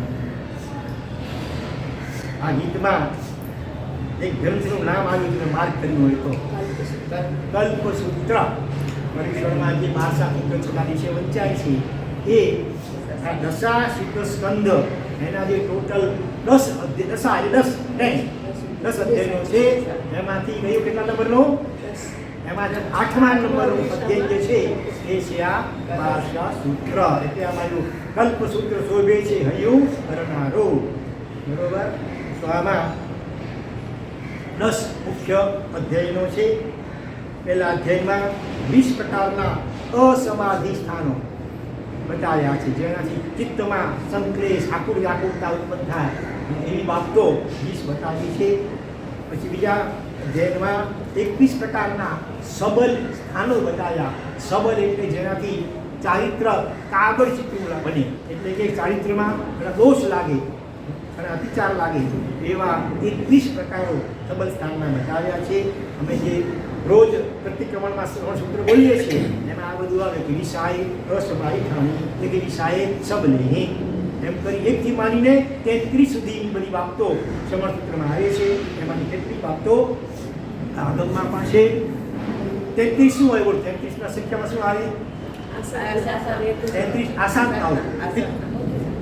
વાનલાનું સૂત્ર આવે છે, વાનલાનું. એમાં પણ આશા અને ચિત્તી સંદરાય, એટલે ગુરુની આશાઓ 33 સંભવી શકે છે એ ટાળવી જોઈએ. જેમ કે ગુરુથી ઊભા રહેવું હોય, ચાલવું હોય કે બેસવું હોય, ત્રણેય બાબતમાં એકદમ નજીકમાં, આગળ પણ નહીં, પાછળ પણ એકદમ નજીકમાં નહીં, અડખે પડખે પણ એકદમ નજીકમાં નહીં. ક્યાંક શ્વાસ કે થૂક લાગી જાય, ક્યાંક હાથમાં ઢોસો લાગી જાય, આની સંભાવના હોય એટલે થોડુંક અવગ્રહ મર્યાદા રાખીને રહેવું જોઈએ. અને ગુરુ મહારાજ કંઈ કહેવા માટે આવવું હોય તો અનુજ્ઞ લેવી. આપણે અણુજાણ હવે વિયુગ પછી અણુજાણ એટલે મને અનુજ્ઞા આપો, રજા આપો. એમાં વિયુગ એટલે વિક અવગ્રહ, અવગ્રહ એટલે જગ્યા, આપણી મર્યાદા, 3.5 હાથની મર્યાદા. બરોબર. ઓછામાં ઓછી 3.5 હાથની મર્યાદા. બહેનોએ એનાથી પણ થોડી વધારે મર્યાદા જાળવવી જોઈએ. અને વાસક શીખ લેવા આવો, ઉપયોગ ન રાખો તો ઘણી વાર અહીંયા પાંચને સિંહાસને હળી જાઓ, એ ઉપયોગ રાખવો જોઈએ. થોડાક છેકે રહેવું જોઈએ. માથા ઉપરથી કપડાં સારી ઉતારવાની જરૂર ન હોય, કપડાં ઉપર જ વાસક છે લઈ શકાય, માથું ઢાંકેલું હોવું જોઈએ. તો એ તો આશા જ નાખે છે. એવી રીતે ગુરુમાં બોલાવે કાંઈ એના કોની કરો શું છે પોતાના આસનથી બોલે તો આશા જ નાખે. તરત નથી કરી પોતાનું જે કામ તરત કરી સીધો આવી જવું જોઈએ. હાથ જોડી બસ મજા કર્માઓ સાહેબ જે આજ્ઞા છે એ રીતે નમ્રતાપૂર્વક નજીકમાં આવીને કહેવું જોઈએ.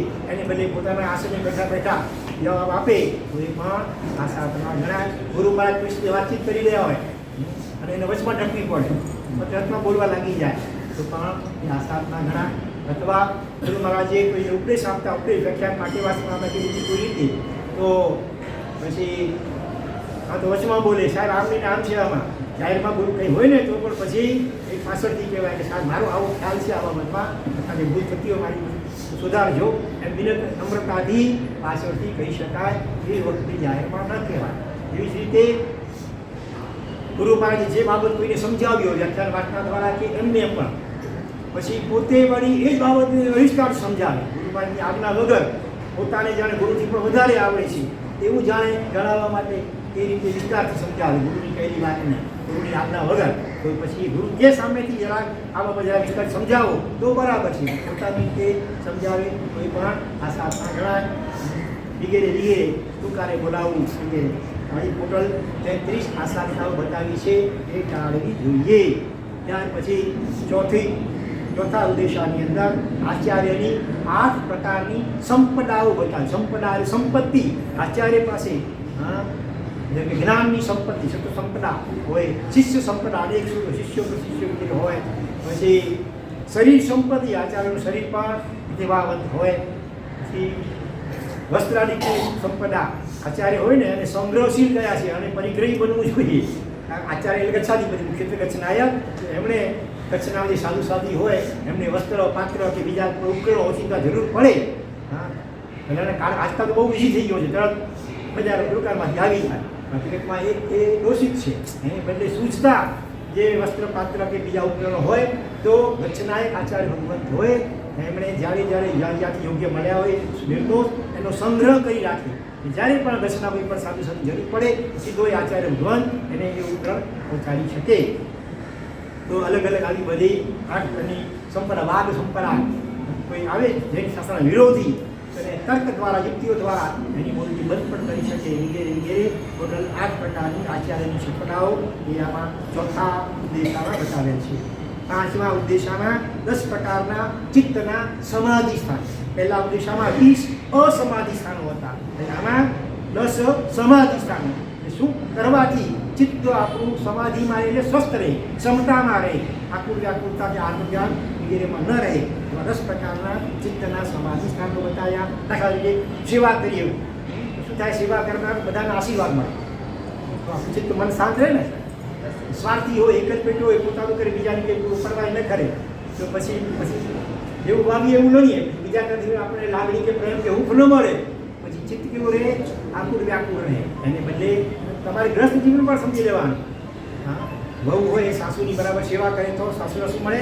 આશીર્વાદ, લાગણી મળે, વાત્સલ્ય મળે, તો રસપરસ સારો સંબંધ થાય. અને નહીં તો જો હું આમ કલાક અહીંયા કહી ને એવું હોય તો પછી જિંદગી પર સંકલેશમાં જ રહ્યા કરે. તમે ગમે એટલા ધર્મસ્થાન કરો, ગમે એટલા તપ કરો, ગમે એટલા ઉપદેશો સાંભળો, બધું છાર ઉપરના લીપડા જેવું થાય. ચિત્તની સમાધિ, સ્વસ્થતા, ક્ષમતા, પ્રસન્નતા કેમ ટકે એ 10 બાબતો એ આમાં પાંચમા ઉદ્દેશામાં બતાવી છે. છઠ્ઠા ઉદ્દેશાની અંદર શ્રાવકની 11 પરિમાઓ, પહેલી 1 મહિનો ચાલે, બીજી 2 મહિના, બીજી 3 મહિના, 11 મહિના ચાલે. અને છેલ્લી પરિમાનું નામ શું છે? શ્રમણભૂત પ્રતિમા. પ્રતિમા એટલે વ્રત વિશેષ. તો સાધુ જેવું લઘવ, એમાં લોજ પણ કરવાની આવે, એમાં ચરવડો ઓગાની જગ્યાએ ચરવડો રાખવાનો હોય, એમાં ઔષધિની અંદર હોય વગેરે. લગભગ અને એને ભિક્ષા બોરીને વાપરવાનું, પોતાનું નિમિત્તે બનાવેલું ન વાપરે વગેરે. એટલે સાધુ જીવનની ન્યાય પ્રેક્ટિસ આજે પણ દિગંબરોમાં 11 પરિમાનું વહન કરવાનું શ્રાવક કાલિકાઓમાં ચાલુ છે. આપણામાં લગભગ અત્યારે નીકળી ગયું લાગે છે. તો એ શ્રાવકની 11 પરિમાઓની વાત છે. સાતમા ઉદ્દેશમાં સાધુની 12 પરિમાઓ. પરિમા એટલે વ્રત વિશેષ, અને અમુક સમયમાં આખી રાત ધ્યાનમાં રહેવાનું હોય, ગમે એવા ઉપસર્ગો થાય તો ચાલ્યામાં ન થવાનું હોય, ઘણીવાર ક્યારેક સ્મશાનમાં જઈને ત્યાં ધ્યાનમાં ઊભા રહેવાનું હોય. આ કાળમાં લગભગ નથી બનતું હવે એવું, પણ પહેલાંના કાળમાં જેમ કે ઘસ્યકુમાર મુનિવર, પછી પેલા અમરકુમાર મુનિવર બધા સ્મશાનમાં ઊભા હતા, પછી ઉપસર્ગ થયા આપણી ઉપર, એમાં ક્ષમતા રાખી તો કેવડું જ્ઞાન પ્રાપ્ત થઈ જાય. તો એ રીતે ક્યારેક ગામ કે નગરનો ચોક હોય, ચોવાટું, ત્યાં હાઉસમાં ઊભા આખી રાત રહેવાનું હોય, એમાં કોઈ ચોર સમજી કરીને ઉપસર્ગ બી થાય કદાચ, કોઈ પણ કસવાનું ન હોય, કે ગુસ્સો કરવાનો ન હોય. એવી ટોટલ બધી અલગ અલગ પ્રકારની 12 પ્રકારની સાધુની પરિમાઓ એ સાતમા ઉદ્દેશામાં બતાવી છે. અને આઠમા ઉદ્દેશામાં શું છે? આમાં કલ્પસૂત્ર ભાષા સૂત્ર છે. પછી 9મા ઉદ્દેશામાં 30 પ્રકારના મોહનીય સ્થાનો, એમાંથી મહામોહનીય કર્મ બંધાય અને એવી 30 બાબતો આની અંદર 9મા ઉદ્દેશામાં બતાવી. અને છેલ્લા 10મા ઉદ્દેશામાં 9 પ્રકારના પાપ નિયાણ બધા છે. જેમાં લખ્યું છે છેલ્લી લીટીમાં, શું છે છેલ્લી લીટી? રજો પાપ નિદાન ન. નિદાન એટલે નિયાણું. નિયાણું એટલે ધર્મના ફળ સ્વરૂપે આલોક કે પરલોક સંબંધી ભૌતિક ફળોની માગણી કરવી, એને નિદાન અથવા નિયાણું કહેવાય. માયા શલ્ય, નિયાણ શલ્ય, મિચ્છા દર્શન શલ્ય, પરિયમ. આ 3 પ્રકારના શલ્ય રચવાના છે. તો જે પણ આપણે તપ જપ વગેરે ધર્મ આરાધના કરતા હોઈએ એની પાછળ માત્ર કર્મ નિજરા, આત્મશુદ્ધિ અને છેલ્લે જલ્દી મુક્તિ આ જ લક્ષ્ય હોવું જોઈએ. એ સિવાય બીજો કોઈ પણ લક્ષ્ય નહીં. એવા 9 મુદ્દાઓ 9 પાપનિંદા બતાવ્યા છે કે આવું આવું નહીં માગવું. શું નહીં માગવું? જો પહેલું શું કહે છે અહીંયા કે તપ અને સંયમના પ્રભાવે હું રાજા બનું. એક રાજાનું ચરિત્ર વાંચ્યું હોય અને એમાં રાજાની કેટલી સમૃદ્ધિ હતી, કેવા મહેલ, કેટલી રાણીઓ, કેટલું લશ્કર, કેટલી સત્તા, અને એ સાંભળી કરી અને મનમાં વિચાર આવી જાય, ઓહ તો પછી હું પણ અત્યારે જે આ માસકમણ કરું છું કે સોળબંધો કર્યો, ગઠાઈ કરી કે વસીતા કરું છું કે આંબી હોળીઓ વગેરે કરું છું, તો એના પુણ્ય પ્રભાવે આવતા ભાવમાં હું પણ રાજા કે ચક્રવર્તી વગેરે બનું. આવું નિયાણું બાંધે તો શું થાય? તપને ખૂબ પણ કર્યું હોય એના પુણ્યથી એકવાર ભલે કદાચ દેવ બની જાય, દેવ બના પણ પછી એને બીજા ભાવમાં પછી રાજા બને. દેવનું આયુષ્ય પૂરું કરી અને રાજા બનવાનું નિયાણું બાંધ્યું છે ને, એટલે પુણ્ય હોય એટલે રાજા બને ખરો, પણ એમાં એને ધર્મ શ્રવણ રૂચે નહીં. કાં તો ધર્મ શ્રવણનો સંયોગ જ ન થાય અને કદાચ કોઈ ગુરુ મહારાજ ધર્મ શ્રવણ કરાવે તો પણ એને સાંભળવું ગમે નહીં.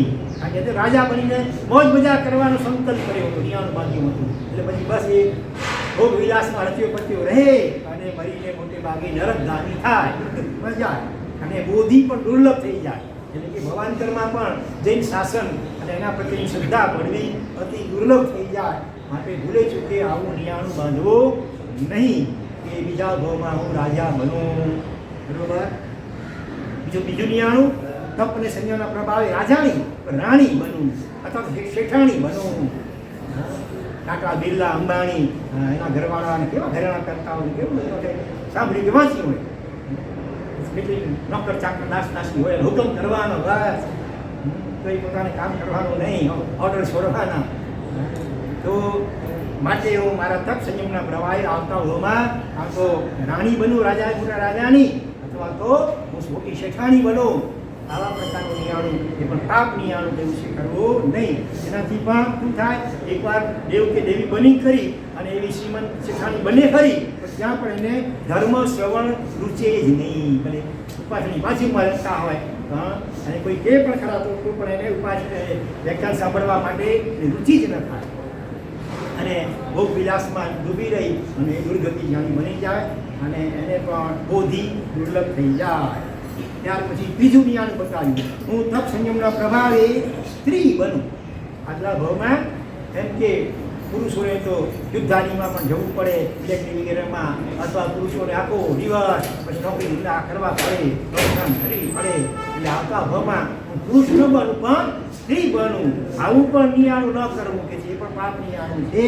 નહીં તો શું થાય? બને ખરું બીજા તપ સંયમ ખૂબ કર્યો હોય તો કદાચ દેવદેવી બની વળી સ્ત્રી પણ બને, પણ પછી એને ધર્મ વગેરેમાં રુચિ થાય નહીં, સંસારમાં રસી પછી રહે અને દુર્ગતિગામી બની જાય. તો પછી આવતા ભાવમાં પુરુષ બનવું એવું નિયાણું એવું સંકલ્પ કરાય એ પણ નહીં કરવાનું, એ પાપ લાગે. સ્ત્રી તો પરાધીન હોય, બાલ્યાવસ્થામાં પિતાને આધીન રહેવું પડે, પછી યુવાવસ્થામાં પતિને આધીન રહેવું પડે, વૃદ્ધાવસ્થામાં છોકરાઓને આધીન રહેવું પડે. આવું પરાધીન પણ આપણને ન ખપે. માટે આવતા ભાવમાં આવો પુરુષ બનું. આવો સંકલ્પ, આવું નિયાણું પર કે જે પાપ નિયાણું છે એ ન કરવાનું. જો થાય જે થાય એનો સ્વીકાર. આપણે તો બસ મોક્ષનો લક્ષ્ય રાખવાનો, કર્મ નિજરા, આત્મશુદ્ધિ અને મુક્તિ. એ સિવાય કોઈ આડી અવળી માગણી કે લક્ષ્ય રાખવું જ નહીં. પછી પાંચમું પાપ નિયાણું આવતા ભાવમાં દેવ દેવી બનું. કારણ કે મનુષ્યના ભોગો તો તુચ્છ છે. મનુષ્યનું શરીર તો 7 ધાતુનું બનેલું છે. દેવતાના શરીરમાં એકે ધાતુ લોહી, માંસ, હાડ, છાસ, સ્પર્શ એવો દુર્ગંધ, મલમૂત્ર કશું જ ન હોય. દિવ્ય એવા સુગંધયુક્ત અને રૂપયુક્ત એવા વૈક્રિય પરમાણુનું શરીર બનેલું હોય અને ધારે એટલા પોતાના રૂપ બનાવી શકે અને એના દ્વારા ઈચ્છા પ્રમાણે અસંખ્ય વર્ષો સુધી એ ભોગો સતત ભોગવ્યા કરે. પછી એ પોતાની દેવી પત્ની હોય એની સાથે પણ બીજાની પણ હોય, જનરલી અથવા એટલે ત્યાં પણ અપરિગ્રહિતા કહેવાય. દેવીઓના 2 પ્રકાર, પરિગ્રહિતા, અપરિગ્રહિતા. પરિગ્રહિતા એ પરણેલી જેવી, એટલે કે અમુક દેવની પત્ની તરીકે હોય, અને બીજી જનરલ રૂપે હોય અપરિગ્રહિતા. તો એ બંને પ્રકારની દેવીઓ સાથે હોય મજા કરો, આવા પ્રકારનું નિયાણું કરે. તો પણ બીજા ભાવમાં ભલે બને એકવાર પછી તો એને માટે પૃથ્વી પાણી વનસ્પતિ વગેરે અને આગળ જતાં પછી ભવિષ્યમાં નરક વગેરે પણ પરંપરા થાય માટે એવું પણ નિયાનું બાંધવું નહીં. પછી આવે છે બીજા ભાવમાં એવું તાપસ કે સંન્યાસી બનવું અને એમાં બીજાની દેવીઓની ફક્ત પોતાની દેવી સાથે હું ભોગ વિલાસ કરતો હોઉં, આવું પણ નિયાનું કરવું નહીં. નહીં તો મોટે ભાગે કિલબિશી હલકી જાતનો કદાચ દેવ બને અને પછી પણ મનુષ્ય બને તો કુંગો બહેરો વગેરે થાય, એમાં એને પણ ધર્મની રુચિ થાય નહીં. આજે રુચિ થતી જોઈએ છે આપણે, બરોબર ને? લોકો તો જૈનો ઘણા છે પણ છતાં ઉપાશ્રયમાં આવવાનું મન બહુ થોડાને થાય. ઘરના કંઈ રિટાયર હોય તો ના આવે, ઘણા તો ઘરની જવાબદારીઓને કારણે ના આવતા હોય, ઘણાની રુચિ જ ન થતી હોય. રુચિવાળા તો છેવટે અહીંયા ના આવી શકે ઉંમરને કારણે તો ઘરે બેઠા બેઠા ટીવી મોબાઈલ દ્વારા પણ પ્રવચનો સાંભળતા હોય. રુચિ હોય તો, રુચિ ન હોય તો ઉપાસની બાજુમાં ભલે ઘર હોય તમારું, અને ગમે એવા વ્યાખ્યાન સારા હોય તો પણ એમને આવવાનું મન થાય નહીં. એ પૂર્વ ભાવમાં કંઈક ને કંઈક આવા નિયાણા બાંધ્યા હોય એને કારણે રુચિ થતા ધર્મમાં. હજી 7મા નંબરમાં ફક્ત પોતે જ વિપુરવેલ દેવીઓ વગેરે સાથે વિલાસ, એ પણ એ મારું 8મામાં શ્રાવક બનીને ચોપાત્રદાન કરતો રહો, આવું પણ નહીં વિચાર કરો. આવતા ભાવમાં હું શ્રાવક બનું અને જેમ સારી પદ્ધતિ સુધી વરાવી અથવા બીજા ઘણા બધા સુપાત્રદાન કરતા હોય હું પણ ખૂબ સુપાત્રદાન કરું તો આપણે લાગે સારી વાત છે ભાઈ થોડી, પણ છતાં એ પછી બીજા ભાવમાં શ્રાવક બને સુપાત્રદાન વગેરે આપે પણ દીક્ષા લઈ શકે નહીં. કારણ કે પહેલેથી સંકલ્યો પછી હું સુપાત્રદાન આપતો રહું, પછી ભલે સુપાત્રદાન આપતો રહે એને પુણ્ય બાંધે પણ એ ભાવમાં દીક્ષા એને લેવામાં આવે નહીં. ના પછી ભલે છેલ્લે અનશન કરે કદાચ તો સમાધિ બળ પામીને દેવરૂપમાં જઈ શકે. એટલે એ પણ મોક્ષ સિવાય બીજું કાંઈ આવ્યું નહીં. અને છેલ્લે 9મું નિયાણું બતાવ્યું છે એવું દરિદ્ર કુળમાં જન્મવું, જેથી કરીને દીક્ષા સહેલાઈ લઈ શકે. શ્રીમંત કુળમાં જન્મ્યો દુઃખમાં હોય તો દુઃખમાં વૈરાગ્ય પણ જલ્દી ગરમીમાં વૈરાગ્ય થાય અને છોકરા હોય 4-5 મા બાપ પોતે પાડી ન શકતા ભલે દીક્ષા આપણે જવાબદારી થાય ઓછી, એમ બધી રજા પણ જલ્દી મળી જાય અને દીક્ષા જલ્દી મળી જાય. એટલા માટે આવતા ભાવમાં શ્રીમંતની પણ દરિદ્ર કુળમાં જન્મવું, આવું પણ નિયામણ કે છે કરવો નહીં. કારણ કે એ ભાવમાં દીક્ષા મળે પણ એ ભાવમાં મોક્ષમાં નથી શકે. એને માત્ર દીક્ષાનો સંકલ્પ કર્યો છે ને, દીક્ષા લઈને હું મોક્ષમાં જાઉં જલ્દી એવો સંગ નથી કર્યો, માત્ર દીક્ષાનો સંકલ્પ કર્યો તો બીજા ભાવમાં દીક્ષા લઈ શકે ખરો પણ એ ભાવમાં મોક્ષમાં જઈ શકે નહીં. એટલે તું 100 વાતની એક વાત કે આપણે ધર્મના ફળ સ્વરૂપે મોક્ષથી ઓછું બીજું કંઈ આડવું માનવું જ નહીં. આ બધી વાતો આ દશા શુદ્ધ સ્કંદ નામના એક સૂત્રમાં કહેલી છે. તો આ રીતે આપણે આ 6 છેદ સૂત્રો સારાંશ વિચાર્યો. હવે બાકી રહે છે 4 મૂળ સૂત્રો અને 2 ચૂલિકા સૂત્ર. એ આપણે અધ્યયન કરવા જીના દર્શન બોલાયો હાર્દિક શાંતિનું કરમ. ઓમ શાંતિ શાંતિ શાંતિ. ગણે લોકના સર્વે જીવોનો કલ્યાણ મંગળ અને શીઘ્ર મોક્ષ થાઓ. દેવી મંગલ ભાવના પૂર્વક નમો હરિહંતાણં નમો સીતાણં નમો આયર્યાણં નમો અજાયણં નમો લોહે સર્વ સાહુણં એસો પંચનમુકારો સર્વ પાવપણાસણો મંગલાણં ચ સર્વેષુ અડવં હોઈ મંગલ નમો હરિહંતાણં નમો સિદ્ધાણં નમો આયર્યાણં નમો ભુવજાયાણં નમો લોહે સવસાહુણં એસો પંચનમુકારો સર્વ પાપપ્રણાસનો મંગલાણં ચ સર્વેષુ પરમં ભૂરિ મંગલં નમો હરિહંતાણં નમો સીતાણં નમો આયર્યાણં નમો અજાયણં નમો લોહે સર્વ સાહુણં એસો પંચનમુકારો સર્વ પાવપણાસણો મંગલાણં ચ સર્વેષુ ચત્તારી શરણં પવજ્જામિ ચત્તારી શરણં પવજ્જામિ હરિહંતે શરણં પવજ્જામિ अर्यन्ते शरणं प्रवक्ष्यामि सिद्धे शरणं प्रवक्ष्यामि सिद्धे शरणं प्रवक्ष्यामि साहु शरणं प्रवक्ष्यामि साहु शरणं प्रवक्ष्यामि केवली पन्नतं धम्मं शरणं प्रवक्ष्यामि केवली मन्नतं धम्मं शरणं प्रवक्ष्यामि गरियामि मे सवाई दुःखराई विच्छामि दुःखरं गरियामि मे सर्वाणि दुःखराणि विच्छामि दुःखरं गरियामि मे सवाई दुःखराई विच्छामि दुःखरं गरियामि मे सर्वाणि दुःखराणि विच्छामि दुःखरं गरियामि मे सवाई दुःखराई विच्छामि दुःखरं गरियामि मे सर्वाणि दुःखराणि विच्छामि दुःखरम् अणुमोयेमि सप्रेसि सप्पाई सुकराई इच्छामि सुकरं अणुमोहिनी सर्वेसिं सर्वाणि सुकराणि विच्छामि सुकरम् अणुमोयेमि सप्रेसि सप्पाई सुकराई इच्छामि सुकरं अणुमोहिनी सर्वेसिं सर्वाणि सुकराणि विच्छामि सुकरम् अणुमोयेमि सप्रेसि सप्पाई सुकराई इच्छामि सुकरं अणुमोहिनी सर्वेसिं सर्वाणि सुकराणि विच्छामि सुकरम् ॐ नमो भोर्ब्रह्मयारिणं ध्रं ध्रं स्वाहा ॐ नमो भोर्ब्रह्मयारिणं ध्रौं ध्रौं स्वाहा ॐ नमो भोर्ब्रह्मयारिणं ध्रं ध्रं स्वाहा ॐ नमो भोर्ब्रह्मयारिणं ध्रौं ध्रौं स्वाहा ॐ नमो भोर्ब्रह्मयारिणं ध्रं ध्रं स्वाहा ॐ नमो भोर्ब्रह्मयारिणं ध्रौं ध्रौं स्वाहा सर्वमङ्गलमाङ्गल्यं सर्वकल्याणकारणं प्रदानं सर्वधर्माणां जय नाम जय